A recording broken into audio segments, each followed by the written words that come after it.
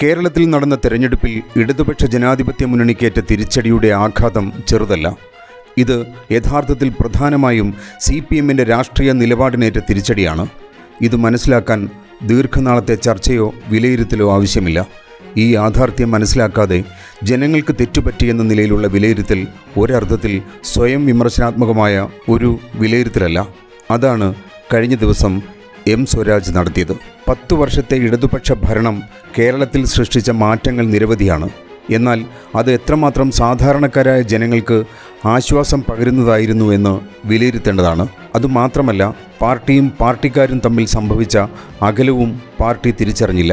മറ്റു പലയിടങ്ങളിലും സംഭവിച്ചിട്ടുള്ളതുപോലെ ഏകാധിപത്യത്തിൻ്റെയും സ്വജനപക്ഷപാതത്തിൻ്റെയും സരണികൾ തുറന്നു വരുന്നത് പാർട്ടി നേതൃത്വം കാണാതെ പോയി. അതിന് കാരണം ഈ ദോഷങ്ങളൊക്കെ മുകളിൽ പിടികൂടി താഴേക്ക് പടരുകയായിരുന്നു. പാർട്ടി നേതൃത്വം പലപ്പോഴും ചേർത്ത് നിർത്തുകയും വലിയ സ്ഥാനങ്ങൾ നൽകുകയും ചെയ്തവർ യാതൊരു തരത്തിലുള്ള ഇടതുപക്ഷ സ്വഭാവവും പുലർത്താത്തവരായിരുന്നു. അവർ സ്വന്തം കാര്യം നോക്കാൻ മാത്രം ഇറങ്ങി പുറപ്പെട്ടവരായി മാറി. പാർട്ടി സ്ഥാപനങ്ങളിലും സർക്കാർ സ്ഥാപനങ്ങളിലും കയറിക്കൂടിയവർ ജീവിതത്തിലും പ്രവർത്തനത്തിലും യാതൊരുവിധ ഇടതുപക്ഷ സ്വഭാവവും പുലർത്താൻ ശ്രമിച്ചില്ല. സാമൂഹ്യ മാധ്യമങ്ങളിലൂടെ നടത്തിയ പ്രചരണ ശ്രമങ്ങൾ വിശ്വാസയോഗ്യമാക്കാൻ കഴിഞ്ഞില്ല. ഇടതുപക്ഷ ജീവിതം സ്വന്തമായി ഇല്ലാത്തവർ ഇടതുപക്ഷ വേഷത്തിൽ ഇറങ്ങിത്തിരിച്ചാൽ യഥാർത്ഥ ഇടതുപക്ഷ മനസ്സുള്ളവർ അത് തിരിച്ചറിയും. അവർ ജനാധിപത്യ രീതിയിൽ പ്രതികരിക്കും.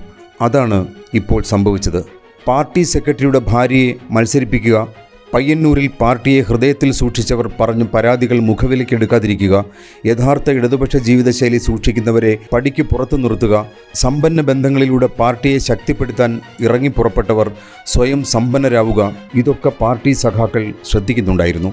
എന്നാൽ അവരുടെ ശബ്ദങ്ങൾ തിരിച്ചറിയാൻ പാർട്ടി നേതൃത്വത്തിന് കഴിഞ്ഞില്ല. ഇങ്ങനെ നിരവധിയായ കാരണങ്ങൾ കൊണ്ടാണ് പാർട്ടിയും ഇടതുപക്ഷ മുന്നണിയും ഇത്രയും ദയനീയമായ ഒരു പരാജയം ഏറ്റുവാങ്ങിയത്.